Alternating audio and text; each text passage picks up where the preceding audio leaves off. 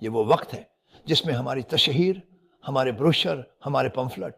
اور سب سے بڑے پمفلٹ ہیں نشید، ریل، تعلیمات، تو یہ ہمارے پاس موجود ایمان کو ظاہر کرنے اور اس ایمان کو عملی جامہ پہنانے کا ایک بہت بڑا موقع ہے۔ پھر ہم ان خوبصورت پھولوں کی مانند بن جاتے ہیں جو نبی کریم صلی اللہ علیہ وسلم کا سورج آپ پر چمکتا ہے، اس طرح کی مٹھاس اور خوبصورتی آپ پر چمکتی ہے، جس سے خوبصورتی اور لطافت پیدا ہوتی ہے۔